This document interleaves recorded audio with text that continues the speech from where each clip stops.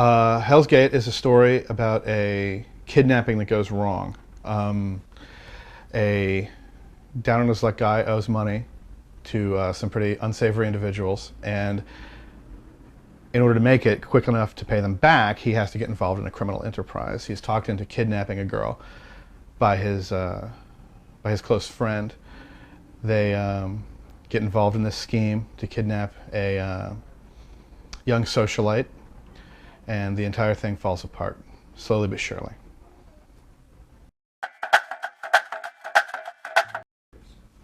The four leads are wonderful. Brian Faherty plays Kevin, the star of the movie. He's an actor I've worked with a number of times, and he's just great. He can be funny, he can be mean, he can come across any way he needs to be. I enjoy writing parts for Brian specifically, because I know he can tackle almost anything with the same amount of enthusiasm every time. And to be completely honest, this particular part isn't too far removed from how he kind of actually is in life anyway. So it was a lot of fun for both of us to work on that character together. An actor named Jeremy Cohen plays Ben, who was a very difficult role to pull off. He had to be sympathetic up to a point and then allow the audience to be afraid of him, which isn't an easy feat to pull off for any actor, and he did it. He was wonderful. Chelsea Miller plays Kim, our kidnapping victim, and a problem she had was making a spoiled brat socialite come across as sympathetic, and I think it's fair to say that she did so quite stunningly. And then last but certainly not least, Teddy Alexandro Evans plays Mr. Nobody, the instigator of the crime and the one working behind the scenes the entire time. And he did a fabulous job. He's chilling.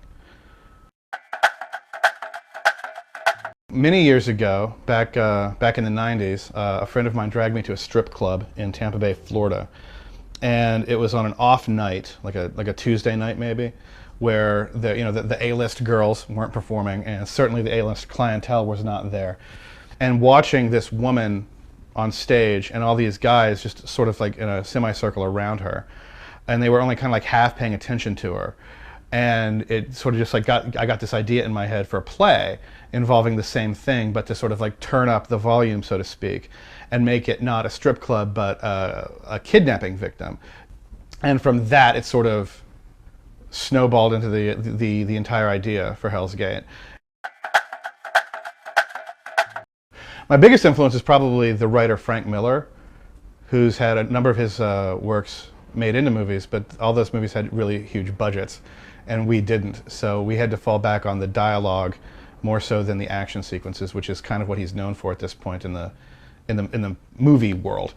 But his dialogue has always been something I've really been a fan of, and because of him, I searched out other writers like Raymond Chandler and Mickey Spillane that also informed this movie a lot. Shooting in New York is great. There's a lot of problems, clearly, with getting permits for shooting in exteriors, permits for shooting in interiors. But on the other hand, there are so many talented people to choose from here, from the lighting people to the actors to the caterers. So I really had a blast shooting in New York. I live here, the actors all live here. Everyone involved with the project is a New Yorker. So we think that really gave the entire movie an urban feel that a lot of movies try to get, but we didn't have to try. We just had it. The first movie ever filmed was The Great Train Robbery, which is a crime story. It's the oldest genre there is in film. And for a long time, it was really direct. It was about tough as nails guys and beautiful dames. And I think we've sort of gotten away from that in the last few years, where crime fiction has become really quirky and self-referential, which is great. I love all that stuff too. I truly, truly do. But I wanted to do something that felt more like a Sidney Lumet movie from the 1970s, with feelings of claustrophobia and just like really straight-ahead, hard-boiled dialogue.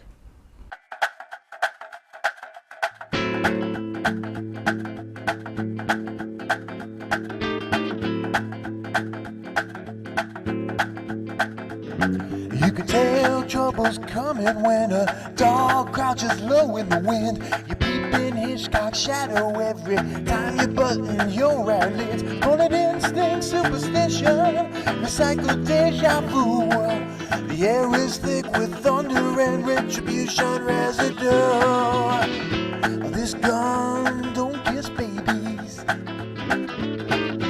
This gun don't pick daisies. This gun leaves orphans crying in their jammies. Well, this gun don't make change and it don't bake brownies.